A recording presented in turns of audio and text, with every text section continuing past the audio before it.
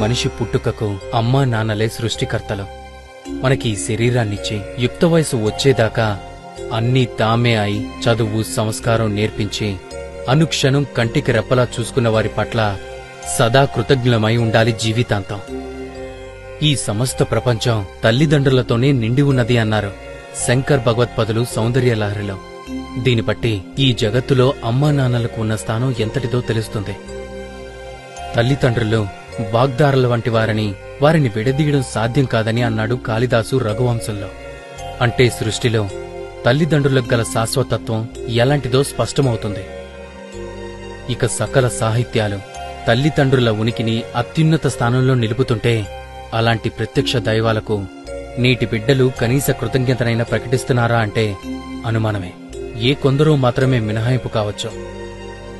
మాతృదేవోభవ పితృదేవోభవ, మాతృదేవోభవ పితృదేవోభవ, తల్లిదండ్రులనే దేవతలుగా భావించేవాడివై జీవించు అనే వేద సూక్తులు చెప్తున్నాయి.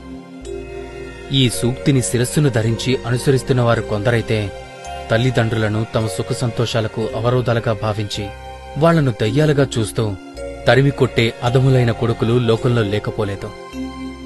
పున్నామ నరకం నుంచి తమను ఉద్ధరిస్తాడనుకునే కొడుకు తాము బతికి ఉండగానే తమకు ప్రత్యక్ష నరకాన్ని చూపిస్తుంటే వీడు కొడుకా లేక యమకింకరుడా అని తల్లిదండ్రులు దుఃఖించే పరిస్థితులు నేడు సమాజంలో కనిపించటం శోచనీయం. తల్లిదండ్రుల దగ్గర ఉన్న ఆస్తిపాస్తులను, డబ్బు దస్కాన్ని బలవంతంగా లాక్కొని తల్లిదండ్రులను ఇంటి నుంచి మెడపట్టి గెంటేస్తున్న కొడుకులు నేడు కనపడుతున్నారు. వీళ్లంతా నిజమైన కొడుకులేనా? అసలు వీళ్లు మనుషులేనా అనిపించక మానదు. తల్లిని గౌరవించి ఆదరించేవారికి మానవ ప్రపంచంలోనూ, తండ్రిని ప్రేమించి పూజించేవారికి అంతరిక్ష లోకాల్లోనూ, గురువును భక్తి ప్రవర్తనలతో సేవించిన వారికి బ్రహ్మలోకంలోనూ తిరుగుండదని మనుస్మృతి చెప్తుంది. నవమాసాలు గర్భంలో మోసి ప్రసవ వేదనను అనుభవించి తనను కన్న తల్లిని, అష్టకష్టాలు పడిపెంచి పోషించిన తండ్రిని క్షణంలో మర్చిపోయి తన ప్రయోజనాన్ని మాత్రమే చూసుకునే సంతానానికి నిష్కృతి ఉంటుందా? ఉండనే ఉండదు. తల్లిదండ్రుల రుణాన్ని 100 ఏళ్లపాటు సేవించినా తీర్చుకోవడం కష్టమే. ఏ తల్లిదండ్రులైనా తమ సంతానం గుణవంతులుగా రాణించాలని, తమకు ఆత్మసంతృప్తిని కలిగించాలని మాత్రమే కోరుకుంటారు. వేరే ఏదో ప్రయోజనంతో చూడనే చూడరు. అలాంటి తల్లిదండ్రులను డబ్బు కోసం, ఆస్తుల కోసం, శారీరక సౌఖ్యం కోసం కాలతనటం ఎంతవరకు ధర్మం? గుణహీనులైన ఎందరో కొడుకుల కంటే గుణవంతుడైన ఒక్క పుత్రుడు చాలునని. ఆకాశంలో ఎన్ని నక్షత్రాలు ఉన్నా ఏం ప్రయోజనం? ఒక్క చంద్రుడుంటే చాలు.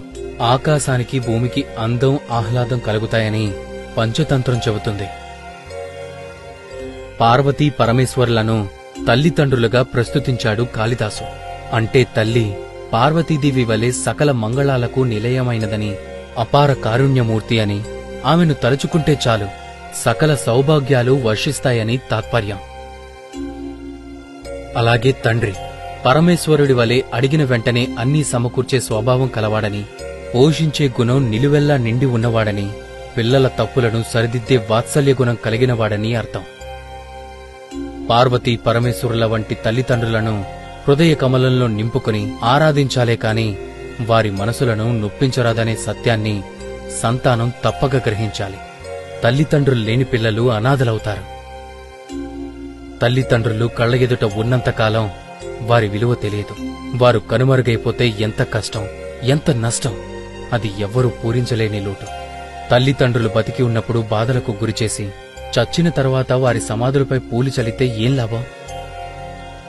మరు జన్మలో కూడా ఈ సంతానమే మాకు కావాలి అని తల్లిదండ్రులు కోరుకునే విధంగా పిల్లలు ప్రవర్తించాలన్నదే అన్ని శాస్త్రాలు ఉపదేశిస్తున్న సత్యం. వారి పాదాలకు నమస్కరిస్తే కాశీ, ప్రయాగాది పవిత్ర క్షేత్రాలు దర్శించిన ఫలం, లక్ష్మీనారాయణులను సేవించిన పుణ్యం దక్కుతుంది. తల్లిదండ్రులు జీవించినంతకాలం వారి మనసులను నొప్పించకుండా అవసరమైనప్పుడు సేవలు అందిస్తే చాలు.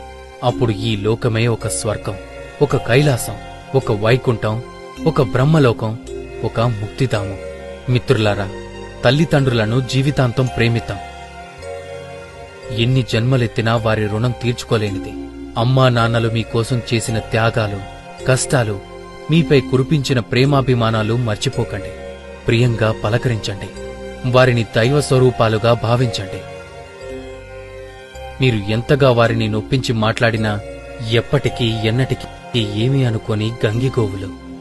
మీ శ్రేయస్సు కోరుకునే ప్రేమ స్వరూపాలు వాళ్ళిద్దరు. ఒకవేళ అమ్మా నాన్న ఏదైనా అంటే మాత్రం వారేమీ పైవాళ్లు కాదు కదా. అదంతా మీపై ఉండే ప్రేమతోనే తప్ప వారికి మనసులో కోపం, ద్వేషం ఎందుకుంటుంది చెప్పండి? మీరు ఎప్పటికీ వారి దృష్టిలో పిల్లలే. చిన్నప్పుడు వారి ఒడిలో పెరిగిన ఆ చిన్నారులేగా. ఆడిన ఆటలు, పాటలు మరవకండి. అడిగిన ప్రతీదీ మీకు అందించారు. వారు తిన్నా తినకున్నా మీకు తినిపించి ఎంతో మురిసిపోయేవారు. మీకు పెళ్లైనా పిల్లలున్నా ఆ వాత్సల్యం, మమకారం మీపైన మీ పిల్లలపైన నిత్యం ఉంటుంది.